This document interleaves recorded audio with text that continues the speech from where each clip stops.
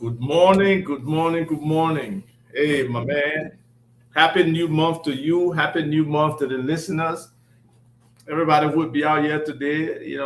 These are exciting times, even though there's some trouble in the spaces, but what can we say?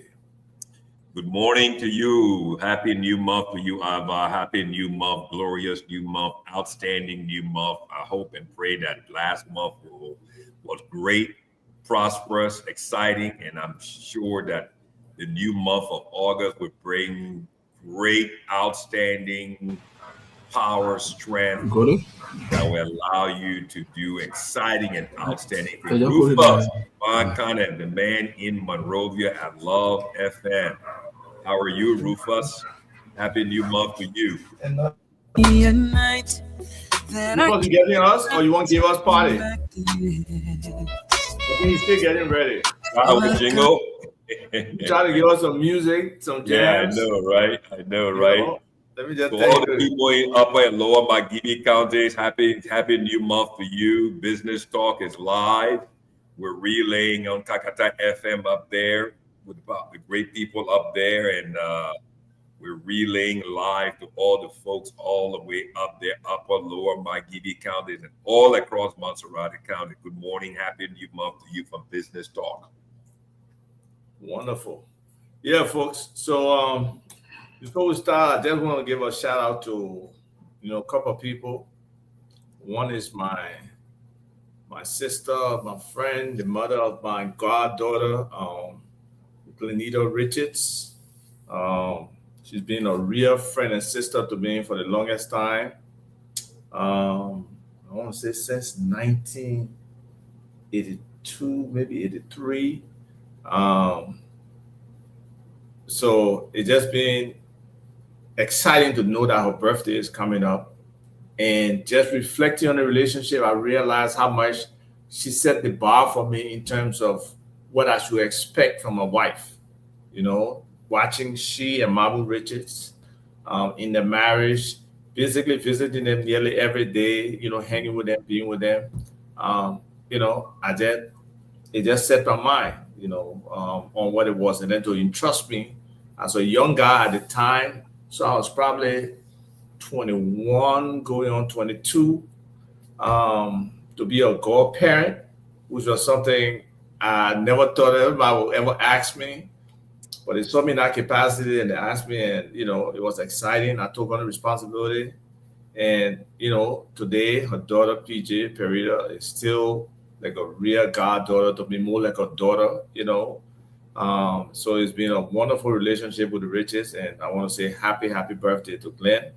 Um, Hopefully more people can have those kind of lasting relationships with an individual, with their family, and just keep it positive, keep it consistent. There's just so many ways we can get advices, we can get support, we can get information, we can get network relationships going. So those are key things to keeping your friends around you, your relationships solid, and everything like that. So I just want to say that. The second one goes to the Liberian Embassy. Um, and all Liberians all over the United States for the celebration of our Independence Day. It was a wonderful experience at the embassy, and I was really excited about the fact that many of the parents had their young children there. Um, we have this distance that we understand between the diaspora and the people on the ground. But for the young people in the diaspora to understand about Liberia, learn a little bit, be excited to fly the flag, to hold the flag up, to be around their parents' friends, and older folks for these kind of events, especially for our Independence Day. It's just a wonderful feeling. I feel excited. I feel there is a strong future. We just have to work on the integration of the ground and the diaspora in a more positive fashion, more aggressive fashion, and be deliberate and intentional about the kind of programs we want, the kind of interfaces, and all that kind of stuff. So we're excited where Liberia is going, and the ambassador did a very great job in terms of organizing a whole week event. Right? He had a former U.S. I think his name is Mayberry. He was a former staff at the U.S. Embassy, one of the officials there. He wrote a book about Jenkins. I mean, he researched Joseph Jenkins' Robert's wife, or bury a place somewhere in England, and looking to see how he can push the Liberian government to give her that recognition. All of those things. And then they had um, like a cocktail on last Wednesday where they invited, people from the MCC, the Millennium Challenge Corporation, people from the state of Maryland, the governor's office, where we have just signed an MOU with for a sister state relationship. And they were given the platform to also speak and stuff like that. So that was very interesting. There were ambassadors from Togo, from Sierra Leone, and a couple other countries who were there. There were previous diplomats who had gone to Liberia who were there. So it was a wonderful coming together event that the ambassador and his staff organized, and the staff was recognized as well. So it's a great thing. They did a very great job of that. And then to all the other, visuals we saw from different states and everything celebrating, our inauguration, our Independence Day. It was wonderful. And then I believe this weekend is the celebration for the Liberian Community Association in the DC area. They're going to be having their event. So those are the kind of things that, very beautiful stuff that's happening. So we appreciate the leadership. Sebastian Tikla, he's the president of the Liberian Community Association. He was there at the event, also the cocktail, very involved in the community and trying to do his best to see how he can move the organization forward. And we wish the same for all other Liberian communities out there, even though a lot of times we hear about, arguments and people trying to divide the different organizations and stuff like that. I know you guys have had your own in Texas before because I was aware of some conflicts there, but we just hope that we can come together more. There's nothing wrong with disagreeing, but we don't have to split on disagreement. We don't have to just get separated, not communicate, just distance ourselves from each other. We can have different viewpoints, but let the democratic process ride and let's make our decisions that way. To you. I think most times those divisions, separations, they come about when ego and personalities get in the way. When people are trying to, they don't grasp, they truly don't grasp the deeper, wider, higher understanding of what it means to lead. It's not about you. It's about you leading, with a vision, with with a set of ideas, and those things, like you rightly said. Most people don't understand that disagreements are fundamentals. They make up the foundation for an agreement. Everybody has to state their position on what they disagree with and what they do agree with. But at the end of the day, within those disagreements, that's where you find common ground. And you've got to, understand and have an appreciation that and a respect. I think that's one of the other important things. You need to respect other people's disagreements and other people's positions when it comes to how they view their perspective, their understanding, the degrees of their enlightenment on a specific topic, on a specific idea. And when you choose to be a leader, you got to be you got to be thick-skinned. You got to have a skin. Your skin texture needs to be almost like a crocodile or an alligator. You can't be hard.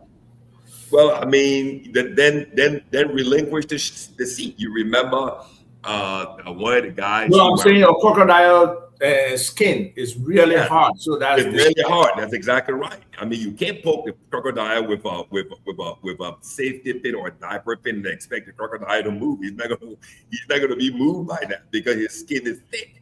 It's hard. You remember when I was getting into sales, business development, and marketing, and back in the late 80s, 88, 89, when there was a guy called Lee Iacocca. You remember Lee Iacocca? Oh yes.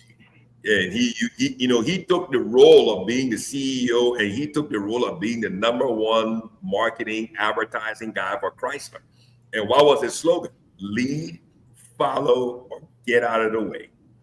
Lead, follow, or get out of the way. Don't hold up this vision. Don't hold up the prosperity. Don't hold up our movement towards the future, towards success. You either lead, or you get in the crowd and you follow, or you get the hell out of the way. He was at Ford before, right? He actually built the Mustang. That's exactly right. He was at Ford. And he was the one, the brainchild, the one who brought this whole, Chrysler and Mitsubishi relationship, that whole, conglomeration, integration, merger, relationship, strategic relationship to push, and to bring the rebuild Chrysler, bring it from what it was, from its deathbed to resurrect it. And Chrysler, from that point, became a major, major force in the American automobile industry. So those things do happen, but this year here in Houston, it was a great thing to go to the July 26th celebration, an event in the park, and to see that the two sides of our community came together, and they finally, were able to grow and transform through those disagreements, and they came together, and it was a wonderful event. I think this year was one of the times where we had the greatest and the largest number of people who participated, who came out, and it was great. It was exciting. It was exciting, and those things again. I mean, that's all part of being a leader. You've got to have the skin texture of a crocodile or an alligator. It's got to be hard. It's got to be thick. You've got to be, tolerant, if I can use that word, tolerant to differing views. You can't be moved emotionally and psychologically and mentally challenged when somebody challenges your vision. You've got to convince others to follow your vision because you believe. And I think that's the other thing, Abba, when you talk about as we go into the show today. Being a leader is being able to market your idea, your vision. Yeah, well, question. People got to know where your vision is. People got to know where you're heading, and you got to be able to articulate the key parts of what you're trying to do, how you're doing it, the successes, and don't be scared to say what the challenges are and the failures are, because that's part of it. You can't be 1,000% successful. There will be times where there will be downtime, there will be failures, absolute failures. Sometimes you don't know what to turn as a leader. You got to step up there and say, what it is to your people, especially if you want them to believe in you and be able to have that confidence that you can lead them. Yeah, and you will be challenged. You will be challenged. I mean, you can't expect to lead and not be challenged. There will be potholes. There will be speed bumps. There will be curves in the road. There may be detours along the road. And you as a leader, you must be capable, competent, and mentally and psychologically and emotionally up to the challenge. That when these things arise, when these things come about, when these things, make themselves known along the road, you should be able, you must have the fortitude. You've got to have the mindset. You've got to have the skin texture to be able to realign, reorganize, put together your teams. That would be, a crisis management team. Did you set that up from the genesis, from the beginning, that they will be able to, manage crisis and kind of put together the structure, the ideas as to how to come through these crises. Now, when the crisis comes about, it doesn't mean that you and the family, everybody packed up for a vacation. You're going out to California from Virginia. You get down to Atlanta, all of a sudden you blow 2 tires. What are you going to do? You turn and go back home? No, we got to go. It's just a challenge along the road. You have to be the one that provides stability during that crisis. You see, so sometimes, those who take upon themselves to say they want to lead, most times it's all about, the cheering crowd. But don't forget that crowd that's cheering for you can flip in a heartbeat and start be the same crowd that's booing you and running you off this, out of the stadium. So, it's not about the crowds, it's about what happens on the field. So let's go into the show today. Rufus, I don't know whether Rufus is out there. Rufus is getting ready. We're supposed to have a studio guest today, so he's prepping the studio for our guest. But folks, today we have a very critical topic to touch on. Is about the cost of capital. That means, how much does it cost you to borrow money, to take a loan? For somebody to give you money, what does it take? And we've been having some exchanges in different chat rooms about, the cost of capital and the challenges Liberian businesses in general, the micro, the small, the medium businesses, all of them experience these challenges.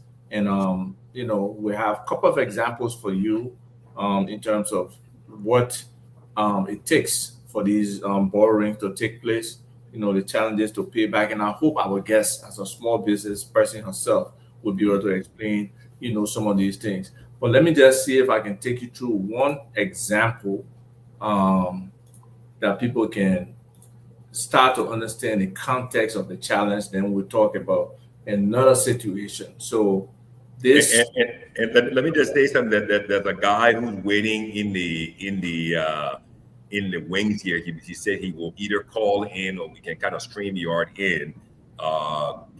Calling Gabriel. He's a financial guy in the lending area in that financial space. right, So you have some thoughts on it as well. So send him the link. He can yeah, feel free to join us. That's fine. very good. Yeah. So When we're ready, I will send him the stream. We can pipe him in because this is a big topic for especially for our, Liberian economy ecosystem. But anyway, you go on with your point. right. So folks, this is what I'm about to share is a real loan, something that actually um, happened kind of recently, I believe, as well. So yeah, this person was borrowing $520,000, and they got a 3% origination fee. That is the fee the bank charges, Mhm. just upfront to handle Mhm. your loan, to process it. Their own effort 3%. to take 3%, right? And then this loan, they expect you to pay back in 10 months, right? So the principal amount is 520,000. The origination fee, LD, qualified currency yes. now. Okay, LD. so talking LD here because we talking about small, medium, micro businesses, right? So we're not expecting it to be 520,000 US dollars. So we're talking about small money. This is the US dollar value on this side, Okay. There right? you go. Perfect. Perfect. So that's just for comparison's sake. Yeah. So now